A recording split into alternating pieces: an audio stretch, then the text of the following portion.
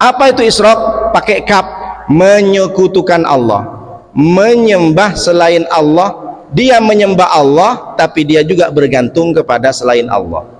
Dia bersujud kepada Allah tapi dia juga meminta pertolongan tentang nasib, tentang rizki, tentang jodoh, tentang macam-macam, tapi selain kepada Allah. Bagaimana itu Pak Ustadz? Di Al-Fatihah sudah ada iyyaka na'budu wa iyyaka nasta'in. Tapi kalau orang yang isyrok, iyyaka na'budu wa dukun nasta'in, iyyaka na'budu wa tuyul nasta'in, iyyaka na'budu wa nyi roro kidul nasta'in, iyyaka na'budu wa nyi blorong nasta'in, macam-macam lah. Hantu pun lebih banyak perempuan. Saya heran kalau di Indonesia kenapa banyak hantu. Iyyaka na'budu wa suster ngesot nasta'in. Kenapa di Indonesia nih hantunya banyak perempuan? Karena memang lebih banyak perempuan. Itu kalau di Indonesia. Tapi kalau di Amerika bukan nyi blorong, bukan suster ngesot, Ghost Rider. Kalau sampai ke Cina tuh yang loncat-loncat pas dikasih jimat berhenti dia, itu namanya vampire. Sampai ke USA Dracula. Kalau di Indonesia macam-macam Pak, kuntilanak, sundel bolong. Jadi apa maknanya? Dia memang sholat, dia puasa, dia mengeluarkan zakat, ngaji Al-Quran, tapi ketika dagangannya tak laku, bingung dia cari orang pintar, paranormal, berkawan. Gimana tuh Pak Ustadz? Ketika dia berdagang, dulu dia dagang bakso, kemudian setahun 2 tahun rame, datanglah tukang bakso yang lain, tersaingi rupanya, kalah dukun. Akhirnya dia datanglah ke dukun, na'udzubillah min dzalik. Kata si dukun, kamu harus potong kambing, kepala kambing. Itu jin zaman dahulu Pak, hantu zaman dahulu pakai kepala kambing. Sekarang hantunya tensi semua, cukup teri goreng sudah mau dia.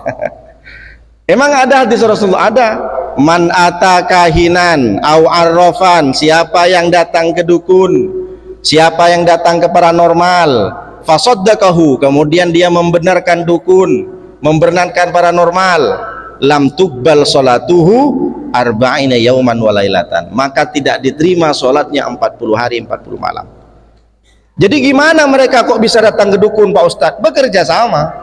Emang bisa diberikan kekuatan setan? Iya. Setan itu dilaknat sampai hari kiamat kata Allah. Tak masalah ya Allah, saya tuh dilaknat sampai hari kiamat. Kenapa? Yang penting doa saya diterima. Berdoa setan, apa doanya? Rabbi fanzirni ila yaumi yub'atsun, ya Allah berikan saya kekuatan, terimalah doa saya ini, berikan saya kekuatan menggoda manusia ila yaumin yub'atsun, sampai manusia itu dibangunkan kembali. Jadi jangan dikira Ustadz Nuruddin yang sudah ceramah tak ada setan, bisa dimasukkan setan, karena setan masuk ke manusia bukan lewat mata, bukan lewat kuping. Di mana Pak Ustadz? Yuwaswisu fi sudurin nas, mereka itu mengganggu manusia, yuwaswis, meragukan pikiran manusia lewat hati manusia. Innas syaitana majrad dam, sesungguhnya setan itu masuk ke aliran darah. Kalau orang yang sudah sholat, kalau orang yang sudah puasa, kalau orang yang sudah rajin tahajud, cara menggoda setan bukan nyuruh, wah sudahlah tak usah tahajud, sudahlah tak usah ngaji kajian subuh, bukan seperti itu. Karena setan tahu kalau aku suruh orang ini tak sholat tak bisa. Dia sudah terbiasa ikut kajian subuh. Bapak nih kalau sudah ikut kajian subuh sudah merasakan nikmatnya, meskipun ngantuk-ngantuk, senang saya Pak Ustadz karena saya sudah terbiasa. Sama dengan bapak terbiasa minum kopi, kalau tak minum kopi pening dia. Sama dengan bapak terbiasa rokok, kalau tak ngerokok tak semangat Pak Ustadz. Padahal bagi orang yang penyakitan rokok mematikan, tapi bagi orang itu rokok menyehatkan. Saya tak bilang rokok haram, terserah. Kiai saya pun kadang merokok, jangan dulu haram, makruh Pak Ustadz. Jadi kalau orang sudah terbiasa nih, setan terbiasa nengok orang sholat, tak bisa dia, janganlah sholat. Bukan seperti itu caranya. Gimana setan tuh menggoda orang yang sudah rajin sholat? Walakim fit tahris, dirasuki oleh setan hatinya, ditanamkan permusuhan. Memang dia sujud, tapi sesama jemaah dia tak akur. Ditanamkan permusuhan, iri, dengki, dendam, males, nengok mukanya mau muntah saya Pak Ustadz. Lebaran biasa Pak Ustadz, lahir batin, tapi habis lebaran mau muntah lagi nih kok mukanya Pak Ustadz. Padahal sama-sama sujud, padahal sama-sama puasa sunnah. Itu cara setan. Jadi setan itu bukan menggoda manusia. Nah, orang yang bekerja sama dengan setan, adakah Allah menyampaikan? Iya, di surat Al-Jin ayat 6. Bapak bisa buka Al-Jin 6. Apa kata Allah? Wa annahu kana rijalun minal insi ya'udzuna birijalin minal jinni. Ada sekelompok laki-laki dari manusia datang ke jin bekerja sama, ya'udzuna birijalin minal jinni, bekerja sama dengan jin. Fazadahuhum rahaqa, maka mereka bersama-sama melakukan dosa karena bekerja sama. Bagaimana cara bekerja sama mereka? Si dukun ini sudah kerjasama, di dompetnya itu sudah ada tulisan Master of Understanding, atau kita sebut dengan MOU. Oh, sudah ada MOU. Wahai jin dari segala jin, wahai hantu dari segala hantu.